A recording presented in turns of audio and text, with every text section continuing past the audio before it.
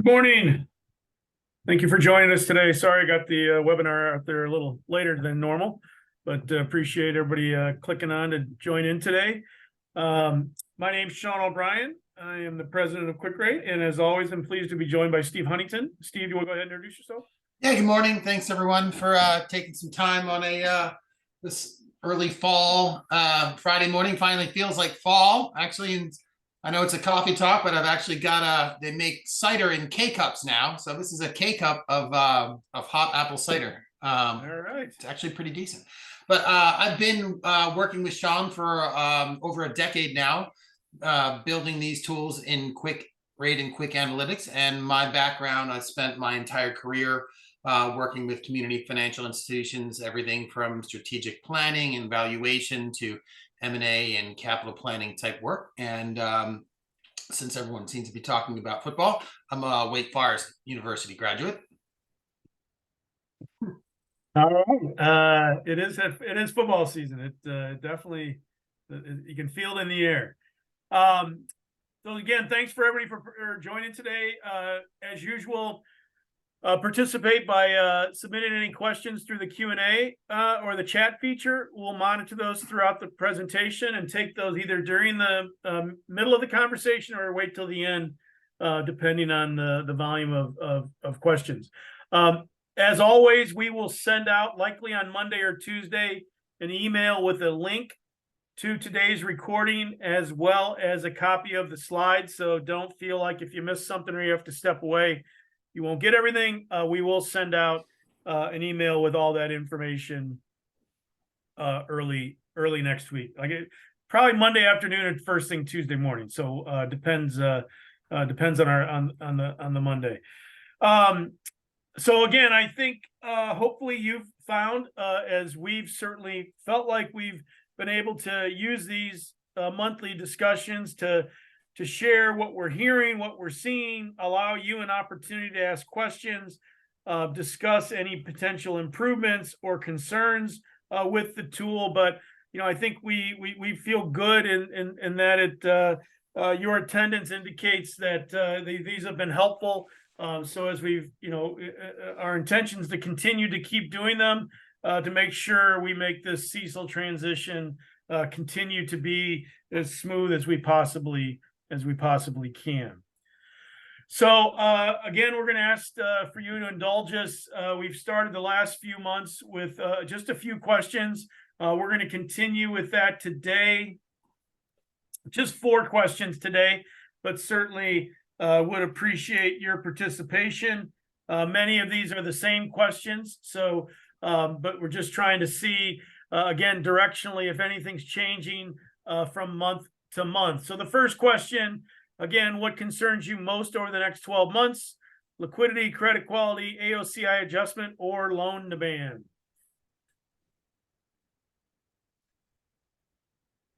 We'll give this just 15 or 20 seconds.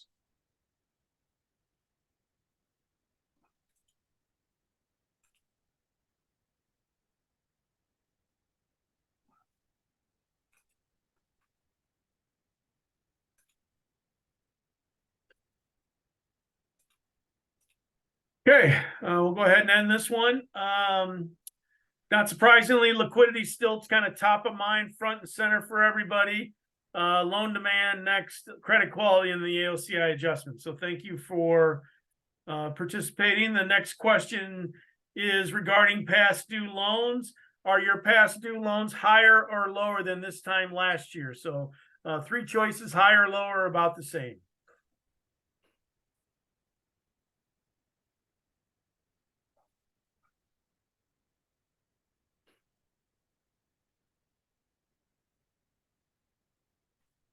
Cash is, and Bill, you're right. Cash is king.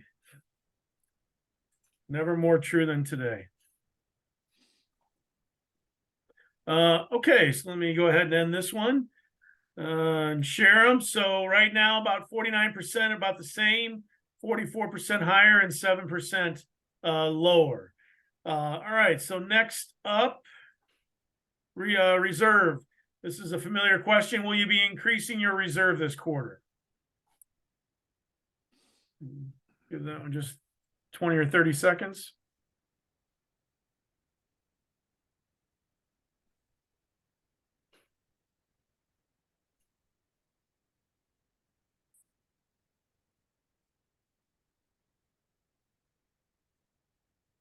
Okay, and then that one, 2/3 of you say yes, and 34% say no. So again, thank you for answering. And our final question for the day regarding, kind of deposits. Are you experiencing deposit outflows at your institution? So just a simple yes or no. I think for most of us, we still see some leakage, but certainly probably not to the extent that hopefully that we saw earlier in the year. But again, trying to keep our finger on the pulse of what this looks like for most of you. All right, we'll go ahead and end this one. Yeah, pretty big number. 71% still are seeing some outflows, and 29% are not. So again, thank you all very much for participating in those. We'll include those in the email, the results of those when we send it out next week.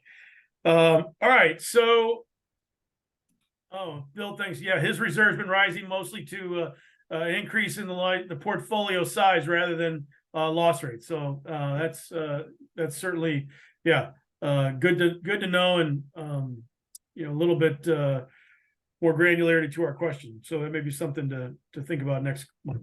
As we discussed, we've tried to keep you abreast of enhancements and updates that we have made to the tool. We've certainly tried to slow those.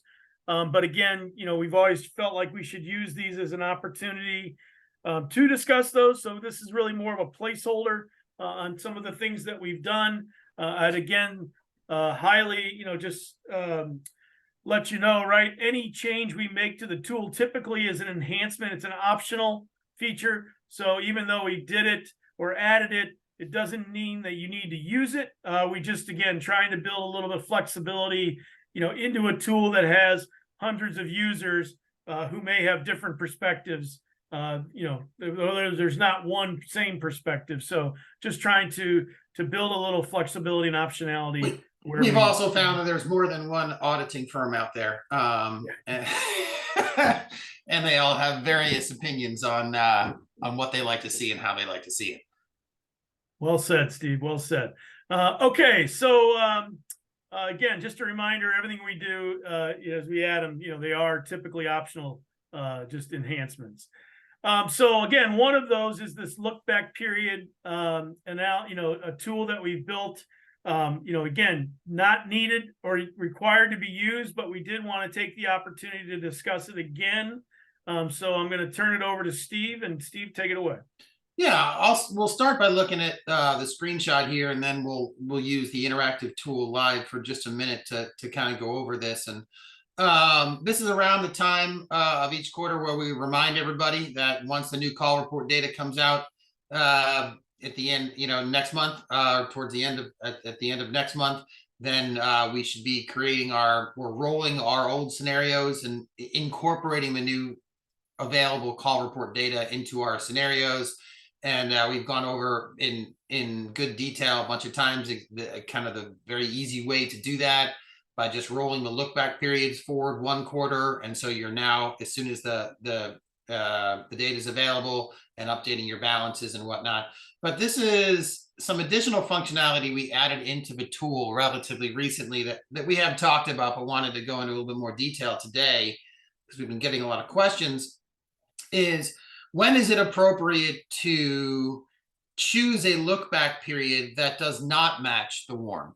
The initial version of our tool, the look back periods always match the warms. There was no additional flexibility in that. You could choose, let's say you had a warm of 7.5 years on mortgages. You could choose any 7.5 years you wanted, but you had to use a 7.5 year look back period if you had a warm of 7.5.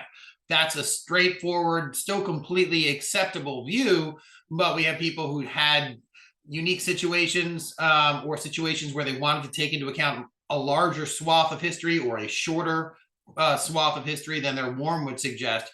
And that's fine. It just requires a little bit of additional math, right? If you've got a 5-year warm and you want to take into account 10 years of history, you look at that 10 years of history, you add up the losses over all 10 years. But since your warm, your remaining maturity is only 5 years, CECL expects you to estimate 5 years worth of losses. So you take the 10-year period, add them all up, then you multiply it by 0.5, right, to get a 5-year aggregate loss rate. So that's where the additional math comes in.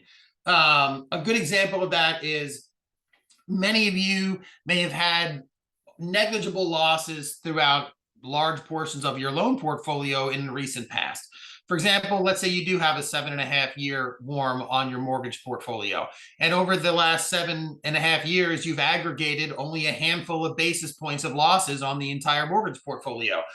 You're going to have to do some work in your Q factors, because I'm guessing that your examiners and auditors are not going to be comfortable with a 10 or 15 basis point reserve on the whole mortgage portfolio, no matter how negligible your losses have been over a 5, 6, 7 recent year relatively benign environment.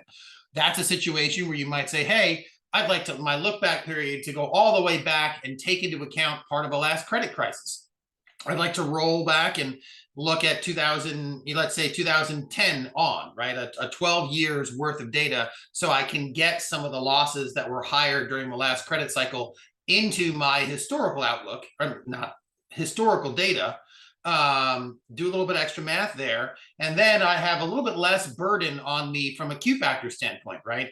If your loss is over 5 years or 7 years or zero, but you have to justify having a much higher than zero reserve, it's going to have to all come from Q factors. If you go back further in time and you can capture some losses from some of the last credit cycle, then more work is done there, but less work has to be done in the Q factors to end up where we all know we're going to need to end up, from an ACL or a CECL standpoint. So now let's test drive that. And so I'm going to share my screen here. Yeah. This is an example I just kind of pulled up. Let's pretend this is all a quarter ago, right? This is a scenario that was created using March 31st data, but now it's the end of July. And so I have June 30th data. I've come up to my old scenario. I just pulled up my scenario from a couple months ago. I see that all my look back periods are ending as of March 31st, because that's the data that existed when I created the scenario. Now I need to update it. We've gone over this a bunch of times, but just as a reminder, if I want to update all my look back periods so that they take into account the June 30th data that's now available, again, this is all a quarter ago, I'd go to set common date range and say, hey, I want to roll everything forward to take into account the second quarter. Do that, apply the changes, and you'll see everything shifts over. You now are taking into account, it takes just a second, all those blue highlighted bars will now, unless it logged me out. Nope, there we go. All those blue bars shifted over. So now we're taking into account June 30th. But looking at my mortgage portfolio, it's a good example. Here's my first lien typical residential mortgages. I'm looking back 7.5 years. I got a 7.5-year warm, 7.5-year look back period, but I've only aggregated a total of 12 basis points of losses over the entire last 7.5 years of existence on the mortgage portfolio. I'm going to have a big Q factor there, is my guess, right? But then you say, well, let's look back a little further in history here. I noticed that back in, just like most people, back in 2010, 11, 12, 13, maybe even depending on where you were in the country, we had higher losses in the portfolio because of the mortgage crunch. And so if I were to say, I want to take these years into account in my historical data, capture them without changing my warm, right? So I'll come back here to the beginning of a look back period and say, I want that to go all the way back to 2011. No, that's a long time. Yeah, we're now talking about like a 12-year or 11.5-year, no, 12.5-year look back period, right? Now I've done that. And so now I'm using 12.5 years worth of historical data, adding it all up, and we get a total of 77 basis points of total aggregate losses over that 12-year period. But my warm's still only 7.5, right? CECL is requiring us to estimate losses over the remaining life, not over a 12-year period, just because we're looking at a 12-year period. So this is where the additional math comes in. It's what we call the lifetime look back multiplier. That's for situations when you first run the tool, it's going to be 1, right? The lifetime look back multiplier is going to be 1 because we match the look backs to the warms. But now I broke that link. Now I'm saying I want to use 12 years of history. estimate a 7.5-year loss rate. So I take the 12-year loss rate, multiply it by 0.6 to make it a 7.5-year loss rate, because that's what the WARM suggests. And we end up with a 46 basis points lifetime loss rate, lifetime being the 7.5 years. So this is just allows you the ability to build the additional losses that you might need, that you're going to end up with at the end of the analysis, more into your historical time frame and less burden on the Q factors to support the entire reserve that you're going to inevitably probably need to take. This is an assumption, right? This is not something that makes sense for everybody to do by any means. This isn't something that you have to do. By default, the tool will still match the look backs to the WARMs like it always has.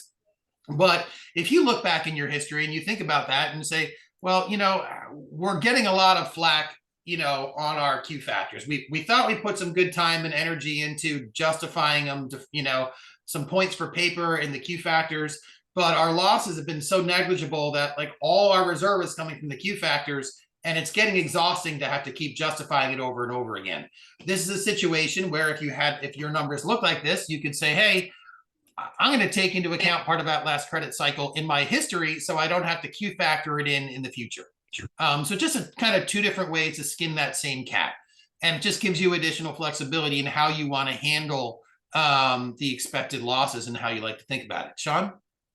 Yeah, I think that's exactly it, right? Again, optional. But again, I think this was really kind of the genesis or the catalyst for this was, again, for many of you, you might have had benign credit for a long period of time. And you just, as Steve said, right, you might want to start with a more objective base for historical losses. And, you get that maybe by looking at a longer period or incorporating the losses from the Great Recession. It just, it gives you some perspective. It gives some context. Again, you can ignore it if you want, but it's there, only designed there to be as helpful in as many ways possible. And a good point to make also is, and it's brought up frequently, is let's make sure we're not double counting, right? Let's make sure we're not double dipping and being overly punitive on ourselves. If we are going back, if we do take a longer look at the history, if we do use a look back period that includes that last credit cycle, we do need to reevaluate those Q factors. Because if you're already starting at a 50 basis point loss rate or higher on your mortgage portfolio because you took into account the worst, credit cycle we've had in decades, and you haven't gone back to your Q factors and probably removed some of that excess risk that you built in there, you're kind of double counting the losses or suggesting that you expect the future to be even worse than the last credit cycle was. So let's, it's I wouldn't say it's one or the other, but it's a balance of the two, and make sure that we don't, just like if you have no recent losses, but you expect a loss in the near future, right? You're going to have a Q factor for that expected loss, right? Once that loss actually occurs and then becomes part of your history, you need to go and revise that out of your Q factor adjustment, right? Because now you're taking that loss has been taken into account in your historical time frame. You no longer need to have a Q factor for it happening, hypothetically in the future, because you've experienced it. So you're always going and looking and balancing what your history has shown, because that's the starting point for CECL, and then how you expect it to be different in the future via Q factors. Well said. Thanks, Steve. All right, so we take back the screen here. Sure. Let's see. All right. Bear with me 1 second. Okay. We're backing up. Okay, there we go. So again, this just kind of summarizes what Steve just kind of flowed through on the live site. Again, some, subjectivity and, in the WARM calculations and changes in assumptions. We just kind of want to touch on that. So Steve, just kind of take everybody through the estimator. Yeah, we did this last month, but it's always a good thing to remind everybody of when you're thinking about, because obviously the big, huge first assumption that's going into CECL is what are your WARMs, right? It's the WARM, whether you're using the WARM methods per se or any other methodology, CECL is getting at losses over the remaining lives. So we're always having to accurately calculate and recalculate from time to time what those expected remaining lives are. And not only does that change, can change, month to month, it doesn't change very much at all. Many times quarter to quarter won't change very much, if at all. However, one of the assumptions that goes in there is prepayments, right? And as the interest rate environment has changed significantly, prepayment assumptions are going to be changing over time too. So you can have no changes in your portfolio per se at all, but still end up with a slight tweak of your warms next quarter, just because you bumped up or bumped down your expected, future prepayment assumption.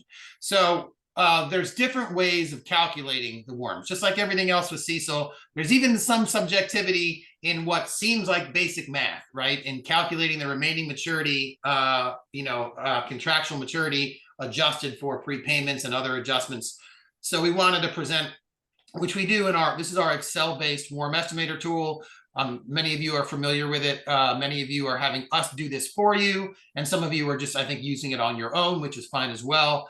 But you calculate a raw unadjusted warm, then you adjust it for prepayments. And we have some sources that help with prepayment estimates. The NCUA is also a source for prepayment estimates by segment now, which is great. They've done their own study to help with prepayment adjustments. And then you take into account amortization. If you believe that it's certainly less conservative, it's not a conservative versus aggressive, because there's nothing inappropriate at all about taking account into amortization more into the warm calculations and bringing those warm values down. Totally appropriate. But it doesn't mean you have to do it. If you've always taken a very conservative approach with your reserving and you want to keep it that way, then you're under no legal obligation due to the CECL standards or anything to take certain things but not other things into account with the warm. So we provide some different options here in our warm estimator tool and walk you through how the calculations work. Like I said, if most people are redoing their warms on a quarterly basis, probably best practice to keep doing that for now. Even if you didn't see more than a 1 or 2 basis point change in your warms over the last quarter, within your own portfolio calculation, keep in mind, prepayment speeds or prepayment estimates are going to change as we work through whatever the future holds for interest rates. And your guess is as good as mine what that might be. So just kind of wanted to remind everybody of that as they think about that very important assumption that goes in right at the beginning of calculating CECL. Perfect. Thanks, Steve.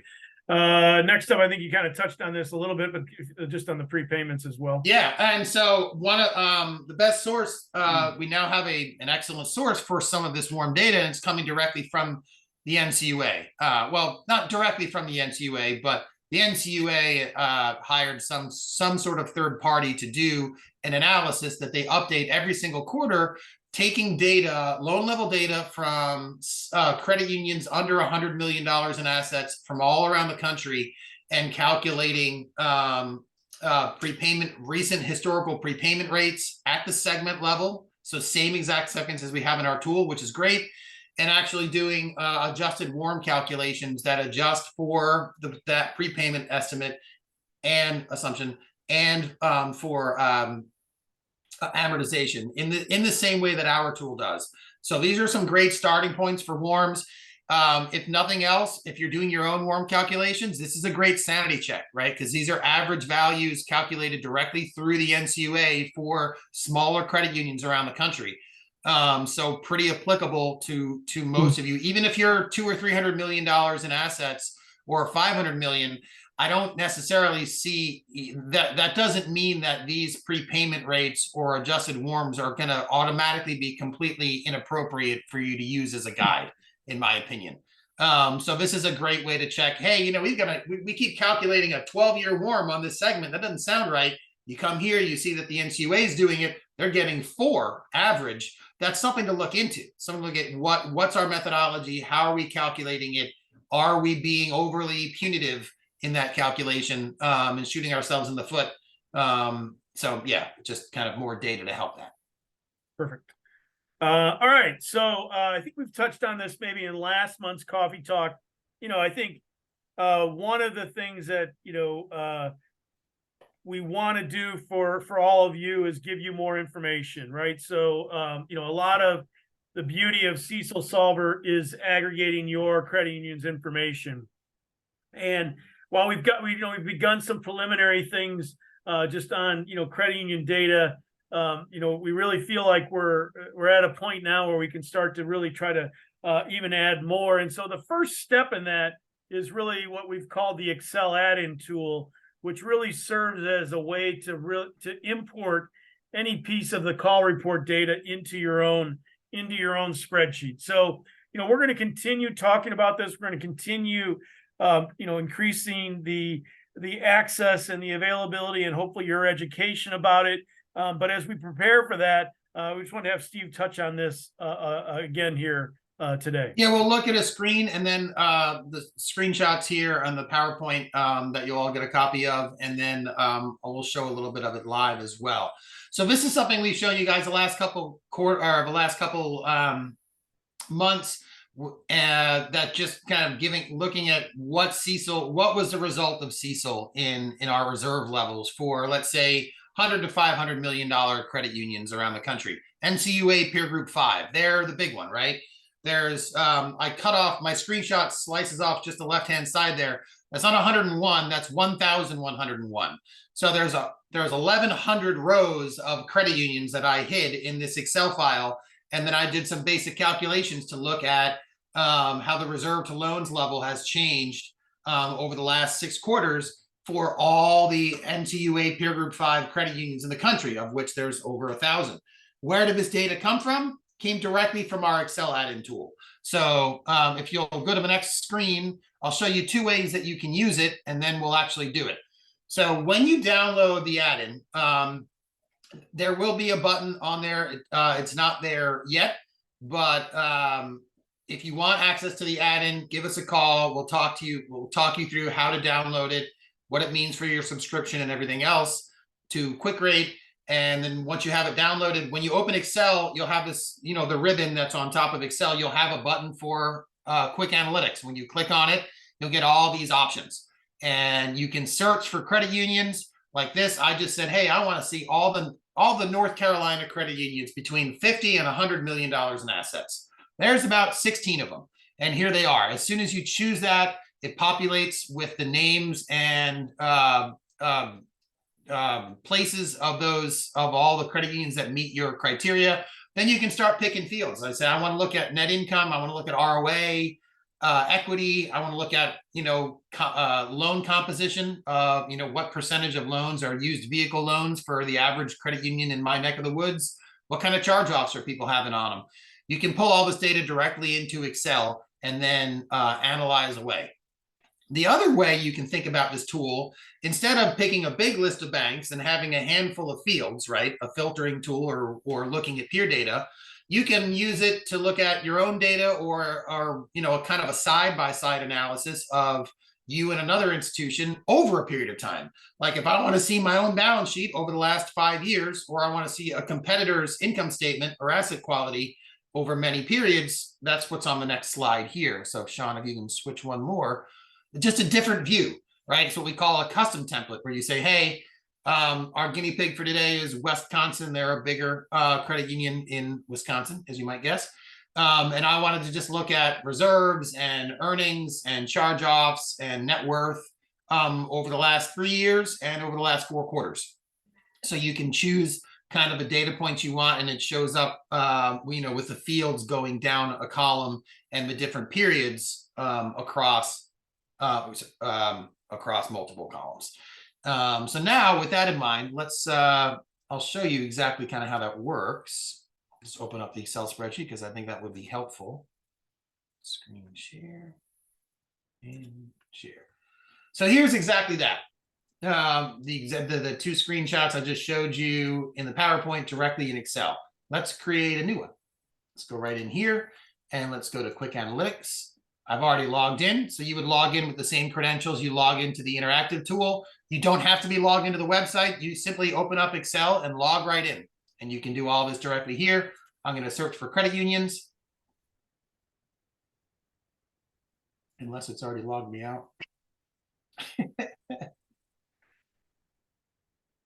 Things are always timing out of me because I always have everything open.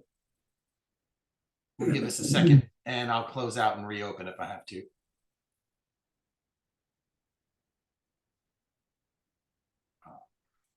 Yeah, let me close out here.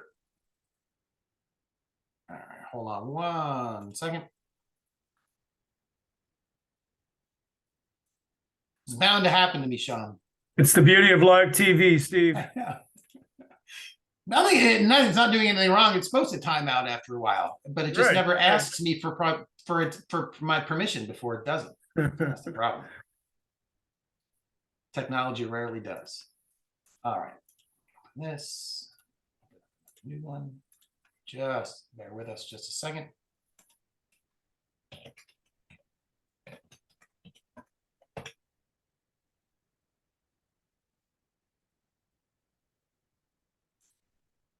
Okay.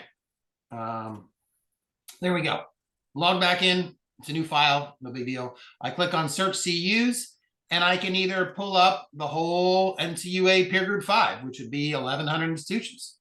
Click on that and say, you know what?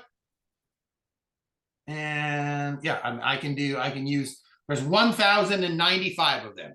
So this can handle large amounts of data, as you can see. Now, that's not going to be particularly helpful for most of you, in my opinion, but you can further narrow it down. You can say, well, I want to just look at Michigan.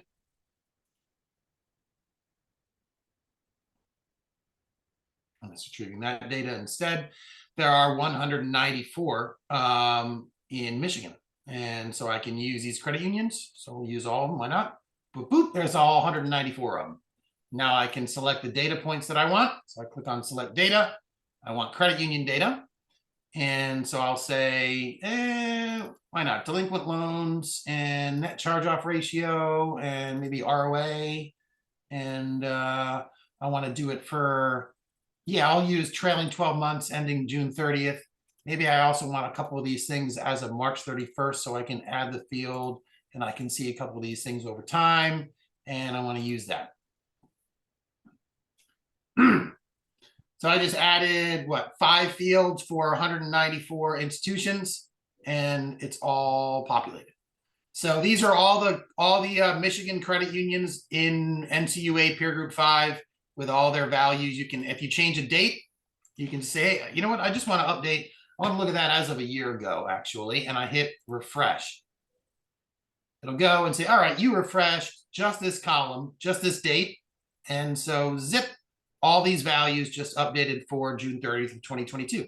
And I can get out of the bottom and, you know, any kind of math or analysis I want to do on this. This is a regular Excel spreadsheet now. You don't have to retain your link to QA to use it. If you save this and close it and then lose the internet completely and then open it up on a beach somewhere with no internet access, you can still use it, it's just regular data in a regular Excel file. You can share it with people who don't have the add-in. As long as they can open an Excel file, they can see all this. So this just becomes regular Excel data once it's downloaded. The other way I mentioned looking at data, instead of pulling it for a bunch of credit unions, you can do this and just say, well, we use our guinea pig again. I typed in Wisconsin, so we'll use Wisconsin and give it a second to connect with them. All right, there we go. That's their data. And I'll go to my highlights and I think I want same thing, delinquent loans, you know, equity and assets, reserved loans. And I want it for look at a whole bunch of years. So I'm going to look at all these years, you know, like 7 years worth and 4 quarters worth. So a whole bunch of periods, these fields, and just for Wisconsin. And there we go. There's the last 7 years of these 3 ratios for Wisconsin. If I wanted to kind of do a side-by-side of 2 institutions, I can pull a bunch of financial data on one credit union here, and then just change the RSSD ID or the name to a different credit union right here, and it would pull up their data side by side. So a lot of flexibility in what kind of data you're looking at over time for a single institution. But it's very powerful because it allows you access to everything we have in our database directly in Excel. So if you're building your own financial models, if you have your own Excel templates that you pull into your own PowerPoints or your own board presentations, and you just want to have data kind of put into it, and you're sick of cutting and pasting it from somewhere else, you can use this tool to directly pull anything that's on a call report right into Excel. Sean? Yeah, Steve, we got a question. Is this tool appropriate for a $2 billion credit union? Of any size. We Yeah. have there's plenty of times people coming here, I'm going to look for credit unions, and I just want to see, credit union peer group 6, which, well, it'll load that first. There's 719 credit unions in the US that are over $500 million in assets. And maybe I just want to kind of just look at ones in California. And there's obviously not going to be nearly as many there. And so now I'm just looking at peer group 6 in California. Go. Oh, no, I'm sorry. This is just all California credit unions. Yeah. So, and then you can sort by size, obviously, but it's all the same financial data. So we have credit unions using our tool, using our CECL tool that could also benefit from this, up to over, I think, $6 billion in assets, plus or minus for some of our largest customers that are credit unions. We have community banks using the commercial bank version of this that are well over that size too, and use it in a lot of their analyses, from ALM to board reporting to auditing to everything else. So there's really no size limit to where this data would be applicable. It's anyone that files a call report, which is everybody. Yep. Great. All right, I'm going to take back the screen, Stephen. Sure. All right. Let me pull up my slides again. Bear with me one second. Okay, so moving on. Steve touched on. Again, I think our goal here is to keep adding information and capabilities to CECLSolver, and just data in general, to give you more hopefully time-saving data aggregation tools. So I think we're that's what we're going to work on. So, stay tuned. Hopefully early October, we'll have this out there for you. And again, we'll have some webinars to further discuss its capabilities. You want to show the other two real quick? Sure, if you want. Yeah. Yeah, let's do that. So the Excel add-in's coming soon, but we've had for a little while now, and some additional tools that already exist that are at your disposal.